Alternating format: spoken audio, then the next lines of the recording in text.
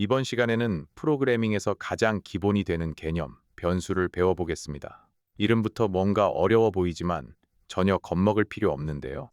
변수는 그냥 데이터를 담는 상자에 이름표를 붙인 것, 그게 전부거든요.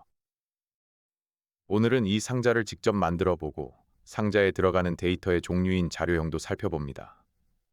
그리고 마지막에는 리스트와 딕셔너리라는 조금 더 큰 상자까지 맛보기로 구경해 볼게요. 하나씩 따라오시다 보면 어느새 변수가 익숙해져 있을 겁니다. 변수를 그림으로 떠올려 보면 이해가 훨씬 쉽습니다. 화면에 그림처럼 상자가 하나 있고 그 상자에 이름표가 붙어 있다고 상상해 보세요. 상자 안에는 글자든 숫자든 원하는 데이터를 넣을 수 있습니다. 나중에 그 데이터가 필요하면 상자를 뒤지는 게 아니라 이름표를 부르면 돼요. 컴퓨터한테 이 이름표가 붙은 상자의 내용물 좀 보여줘 하고 시키는 거죠. 이 감각만 잡히면 변수 공부는 사실상 끝난 거나 다름없습니다. 그럼 변수를 직접 만들어 볼게요. 지금 화면에 보이는 코드를 보시면 등호, 기호 왼쪽에 이름표를 쓰고 오른쪽에 넣을 값을 쓰는 형태입니다. 이름을 담는 상자에는 철수라는 글자를 넣었고 나이를 담는 상자에는 25라는 숫자를 넣었어요. 키를 담는 상자에는 소수점이 있는 숫자가 학생인지 아닌지를 담는 상자에는 참이라는 값이 들어갔습니다. 딱 한 줄로 상자 만들기와 값 넣기가 동시에 끝나는 거죠. 이게 변수 만들기의 전부입니다. 정말 이게 끝이에요. 여기서 진짜 중요한 주의사항이 하나 있는데요. 수학에서 등호는 같다는 뜻이지만 프로그래밍에서 등호는 넣어라 라는 뜻입니다. 그러니까 이름 상자 등호 철수는 이름이 철수와 같다가 아니라 이름 상자에 철수를 넣어라 라는 명령이에요. 그럼 같다는 어떻게 표현하느냐? 등호를 두 개 겹쳐서 씁니다. 이건 나중에 조건문을 배울 때 자세히 다룰 거예요. 지금은 등호 하나는 넣기, 등호 두 개는 비교, 이것만 기억해 두시면 됩니다. 이번에는 상자에 들어가는 데이터의 종류, 자료형을 살펴볼게요. 화면의 코드처럼 크게 네 가지만 알면 됩니다. 첫 번째는 문자열, 그러니까 글자입니다. 두 번째는 정수, 소수점이 없는 숫자고요. 세 번째는 실수, 소수점이 있는 숫자입니다. 마지막은 불리언인데 참 아니면 거짓, 딱 두 가지 값만 가져요. 어떤 변수가 무슨 자료형인지 궁금할 때는 타입이라는 함수에 넣어보면 바로 알려줍니다. 변수 이름은 마음대로 지을 수 있지만 몇 가지 규칙이 있습니다. 숫자로 시작하면 안 되고 이름 중간에 공백이나 하이픈도 쓸 수 없어요. 파이썬이 이미 쓰고 있는 예약어도 이름으로 못 씁니다. 파이썬에서는 소문자 단어들을 밑줄로 이어 붙이는 방식이 표준인데 이걸 스네이크 케이스라고 불러요. 뱀처럼 바닥에 낮게 기어가는 모양이라 그런 이름이 붙었습니다. 값이 절대 바뀌지 않는 상수는 전부 대문자로 쓰는 게 관례고요. 화면의 코드에서 되는 예와 안 되는 예를 한번 비교해 보세요. 규칙만 지키면 끝이냐?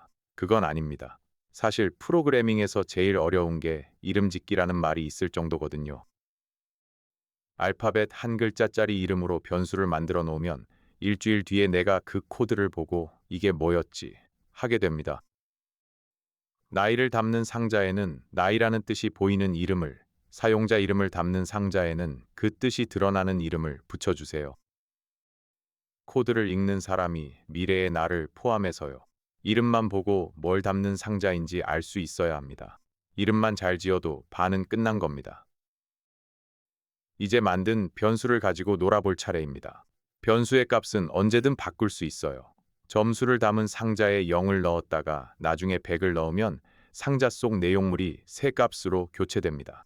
변수끼리 계산도 됩니다. 가격 변수에 수량 변수를 곱해서 합계 변수에 담는 식이죠. 심지어 문자열도 더할 수 있는데요. 성과 이름을 더하면 두 글자가 이어붙어서 온전한 이름이 됩니다. 상자에 담아두면 이렇게 자유자재로 꺼내 쓰고 조합할 수 있다는 게 변수의 힘입니다. 여기서 파이썬의 꿀 기능 하나를 소개할게요. 바로 f스트링, 우리말로는 포맷 문자열입니다. 문자열 앞에 f라는 글자를 붙이고 중괄호 안에 변수나 계산식을 넣으면 그 자리에 값이 쏙 들어가요.